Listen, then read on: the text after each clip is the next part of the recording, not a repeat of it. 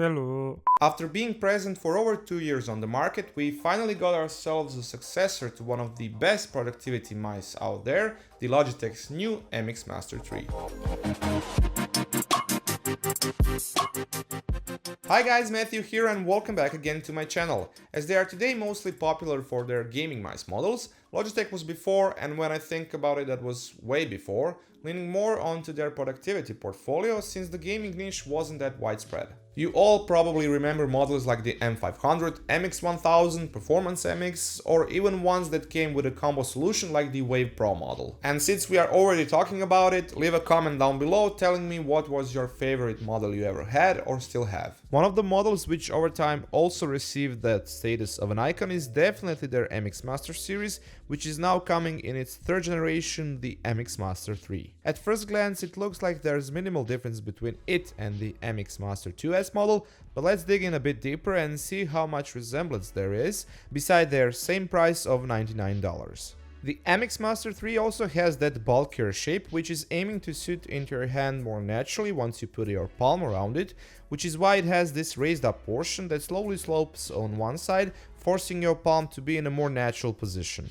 We still have this protruded left side portion with a resting pad for your thumb, which also has an integrated switch function on the bottom.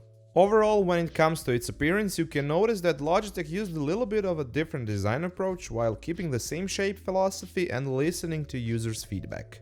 And when I say users' feedback, I'm particularly referring to the upper thumb portion on the left side of the mouse, where they've lowered down and pushed forward the back and forward switches, which now makes them much easier to reach, while they also distinctly separated them from each other so you don't misclick one of them, which was a problem with the MX Master 2S. They've also bumped up the size of the side scroll wheel, which is now even more precise in my opinion, and I love how they use a completely metal construction for it, so you know it will last on you. The middle scroll wheel basically got the same upgrade, it's now bigger and all metal, and it features mag speed wheel technology, which uses electromagnets in order to seamlessly switch between the normal tactile and resistance-free scrolling. Lastly, Logitech moved the battery LED indicator to a more visible place behind the horizontal scroll wheel, as before it was very easy to block it from your view with your thumb. The most obvious similarities are presented once you turn both mice onto their back. The resemblance is uncanny here, starting from the Teflon gliding areas, sensor placement and switches. MX Master 3, once again, beside the ability to connect over Logitech's Unify receiver, has a very useful feature of an added Bluetooth connection, so you can combine up to 3 devices onto it and jump seamlessly between each device using this dedicated switch. Since the overall shape is more or less the same, ergonomics which the new MX Master 3 offers is very similar compared to its predecessor. You can notice that it's a bit narrower when you put it next to the MX Master 2S, so the palm resting area is a bit smaller,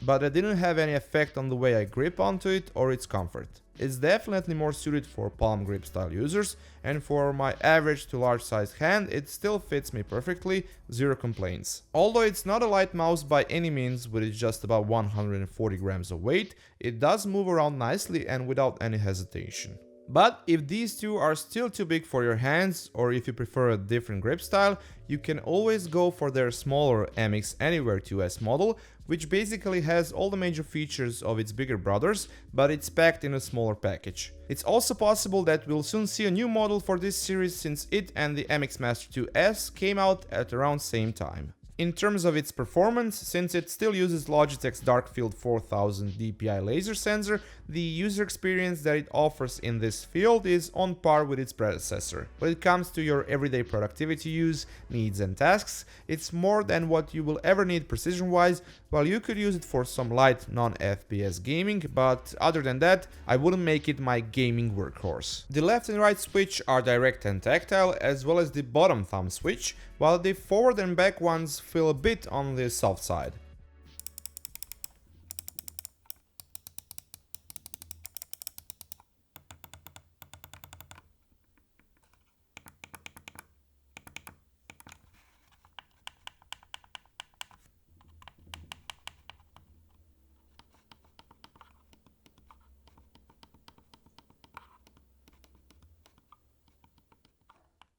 The horizontal scroll wheel is very smooth and precise, while the middle scroll wheel has a distinct feel of its steps, so it can also be precise when needed, while it's easy to activate its hyperscrolling function.